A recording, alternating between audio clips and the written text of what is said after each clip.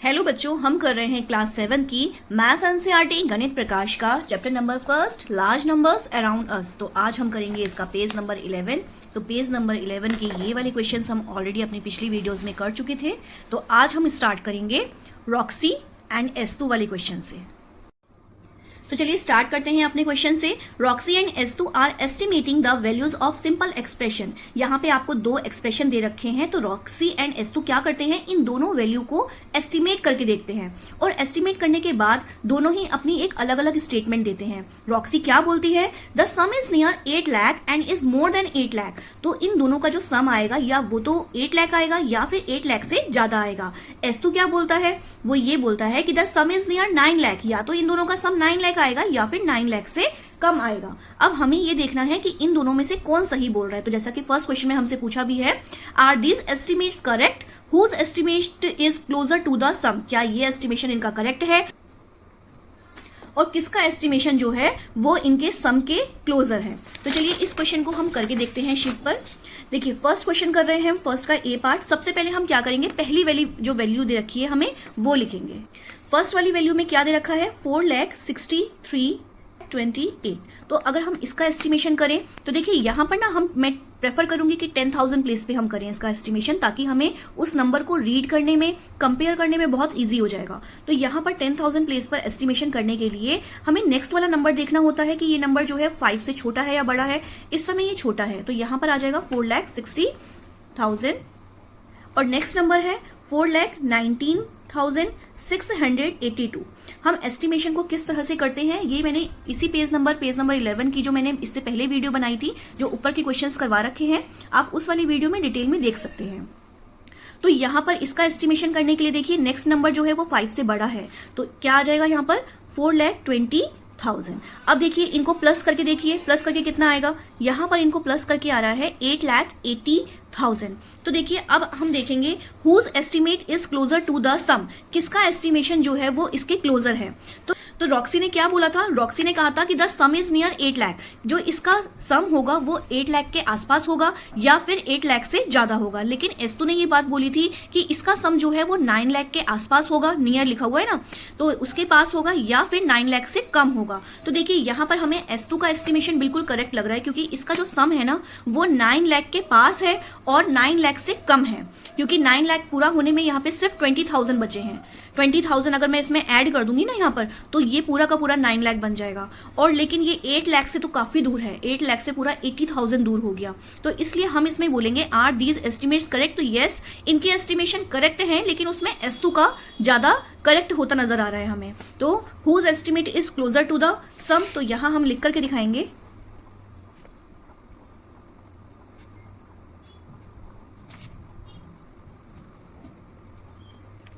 तो यहाँ मैंने स्टेटमेंट लिखी है यस। यस मैंने इसलिए लिखा है क्योंकि उन्होंने हमसे ये पूछा था कि इनके एस्टिमेशन करेक्ट भी है या फिर नहीं है। अब हम नो तो नहीं बोल सकते ना, क्योंकि एस्तु का तो बिल्कुल ठीक था, तो इसलिए मैंने लिखा है यस, एस्तुज estimate closer to the sum. तो इसमें यहाँ पे मैंने इसका नेम ऐड कर दिया।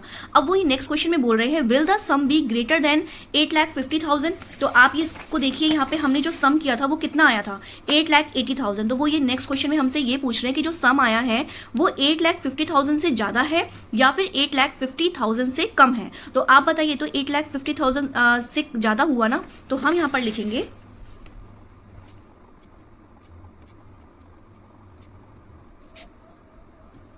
तो यहां पर हमने लिख करके दिखाया है the sum is greater than 8,50,000। Next question आता है will the sum be greater than 8,83,128 और लेस देन 8,83,128।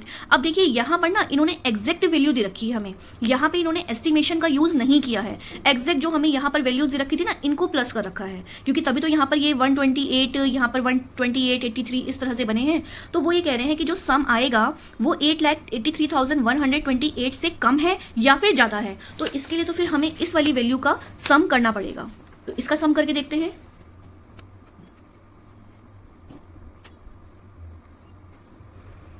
तो जो हमारा सम आया है वो है 8,82,810 और इन्होंने हमें क्या बोला था, कि सम जो है वो हमारा 8,83,128 से बड़ा है या फिर छोटा है। तो उसके लिए तो हमें देखो यहाँ पर आप देखिए ये तो छोटा हो गया ना, इससे लेस देन हो गया ना। तो अब आपने ये चीज़ नोट करी कि हमने यहाँ पर एग्जैक्ट वैल्यू यानी कि जो हमें एग्जैक्ट वैल्यू दे रखी थी उनका सम किया है, तभी हम ये पता लगा पाए हैं। तो इन्होंने यहाँ पर एस्टिमेशन का यूज़ नहीं किया है, तो इसमें हम लिखेंगे लास्ट में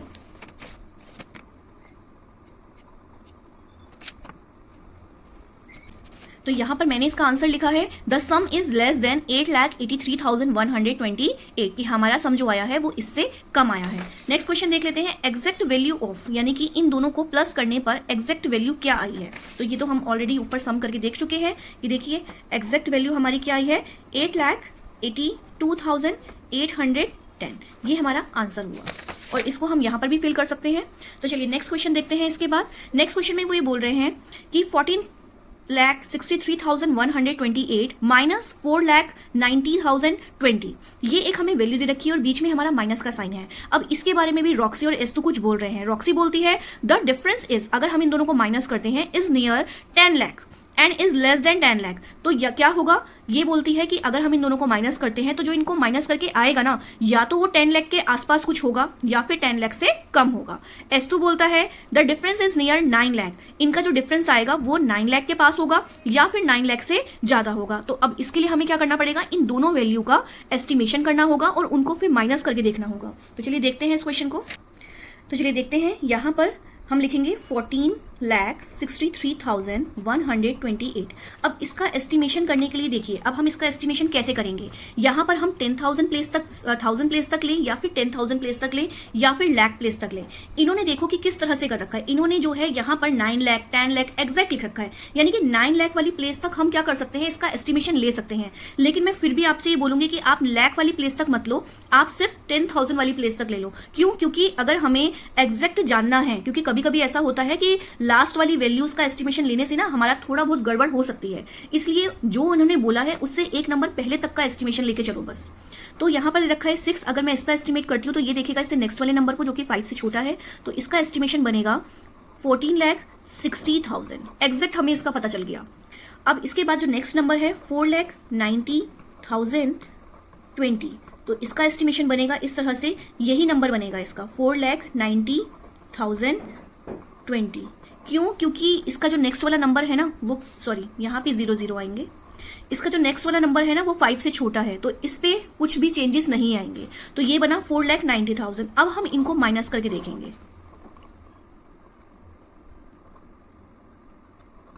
तो देखिए यहाँ पर जो माइनस करके आया है ना वो आया है 9,70,000। तो अब आप बताइए कि यहाँ पर ये जो है वो 10 लाख के आसपास है, 10 लाख से छोटा है, या फिर एस्तु ने क्या बोला था कि ये 9 लाख के पास होगा और 9 लाख से थोड़ा ज़्यादा होगा। यहाँ इस टाइम तो मुझे रॉक्सी की बात ज़्यादा सही लग रही है। रॉक्सी का एस्टिमेशन सही लग रहा है क्योंकि उसने ये बोला था कि ये 10 लाख के आसपास होगा और 10 लाख से कम होगा, जो कि बिल्कुल 9,70,000 जो है 10 लाख के ही पास है। क्योंकि अगर मैं सिर्फ इसके अंदर 30,000 ऐड कर दूँ ना तो ये पूरी की पूरी वैल्यू जो है मेरी 10 लाख बन जाएगी। तो उसने यही तो बोला था कि ये 10 लाख के पास होगा और 10 लाख से कम होगा। लेकिन वही अगर मैं इसका कंपैरिजन करने लगूँ यहाँ पे 9 लाख से, तो 9 लाख से तो ये नंबर बहुत ज़्यादा है। पूरे के पूरे मुझे इसके अंदर कितना करना पड़ेगा, 70,000 ऐड करूंगी इसके अंदर, तब जाकर के 9,70,000 आएगा। तो इसका मतलब इस टाइम पे रॉक्सी का एस्टिमेशन जो है वो बिल्कुल करेक्ट निकला है। तो वो नेक्स्ट क्वेश्चन में पूछ रहे हैं are these estimates correct. Yes, उनका एस्टिमेशन करेक्ट है, नो नहीं बोल सकते। हम ये बोल सकते हैं कि रॉक्सी का एस्टिमेट जो है वो ज्यादा करेक्ट है। Whose estimate is closer to the difference, किसका एस्टिमेशन जो है वो डिफरेंस के ज्यादा क्लोजर है। रॉक्सी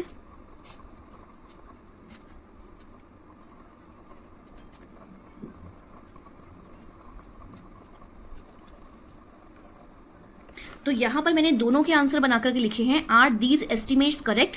तो मैंने बोला है Roxie's estimate is correct, whose estimate is closer to the difference, Roxie's estimate is closer to the difference. तो चलिए नेक्स्ट क्वेश्चन में बढ़ते हैं। Will the difference be greater than 9,50,000 और लेस देन 9,50,000। तो देखिए वो ये बोल रहे हैं, अगर मैं यहाँ पर इसको ओपन कर दूं तो ये देखिए इसका जो डिफरेंस है वो कितना है, 9,50,000 से बड़ा है या फिर 9,50,000 से छोटा है। अब ये डिफरेंस तो हमारा आप देखिए 9,50,000 से बड़ा है ना, तो इसके लिए हम क्या आंसर लिखेंगे,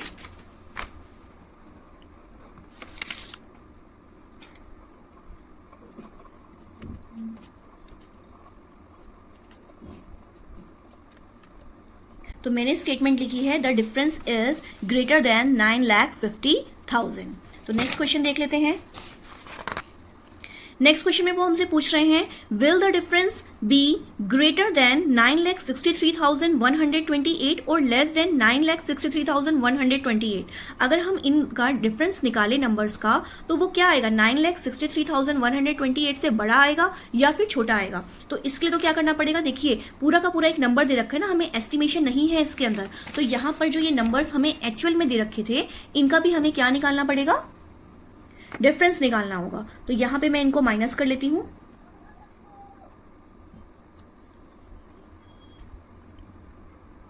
तो जो इनका डिफरेंस आया है 9,73,108। तो देख लेते हैं ये क्या है, ये तो 9,63,128 से ग्रेटर है। तो हम किस तरह से लिखेंगे,